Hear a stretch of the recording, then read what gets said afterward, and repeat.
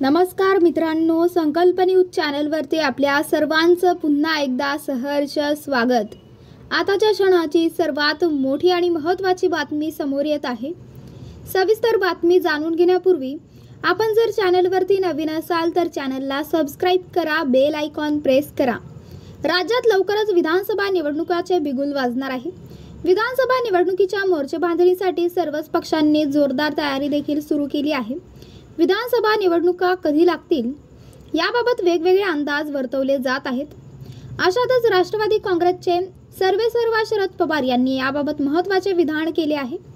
बारामतीमध्ये ते कार्यकर्त्यांशी संवाद साधताना बोलत होते। महाराष्ट्रामध्ये वेगळं वातावरण आहे, लोकसभेला वेगळं चित्र होतं, राज्यातील जनतेचा मूड वेगळा होता। कुठेही गेलो तरी हजारोंच्या संख्येने लोक भेटतात। लोकांच्यात खात्री झाली आहे की या निवडणुकीत काही झालं तरी जिंकायचं आहे, चांगले निकाल लागतील यात शंका नाही।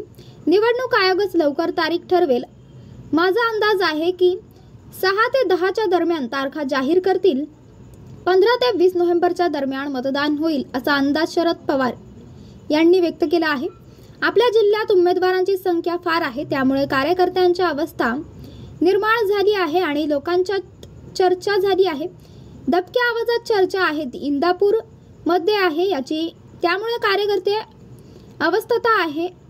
सगळ्यांना विचारून निर्णय घेतला जाईल, निवडून येण्याची क्षमता बघितली जाईल। इंदापूरमध्ये बदल घडेल असे वातावरण आहे असा विश्वासही शरद पवार यांनी व्यक्त केला।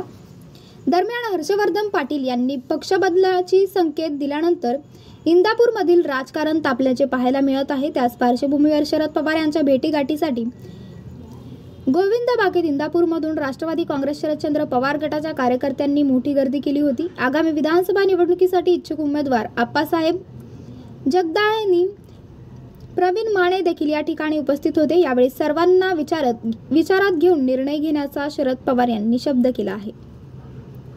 तर मित्रांनो, आपल्याला काय वाटते? आपली प्रतिक्रिया आम्हाला कमेंट बॉक्सच्या माध्यमातून नक्कीच कळवा आणि चॅनलला आणखीनही सबस्क्राइब केलं नसेल तर चॅनलला सबस्क्राइब करा, बेल आयकॉन प्रेस करा, जेणेकरून असेच नवनवीन व्हिडिओ व चालू राजकीय घडामोडी सर्वप्रथम आपल्याला या चॅनलवरती बघायला मिळतील। भेटूया आता पुढच्या व्हिडिओज, तोपर्यंत धन्यवाद। जय महाराष्ट्र।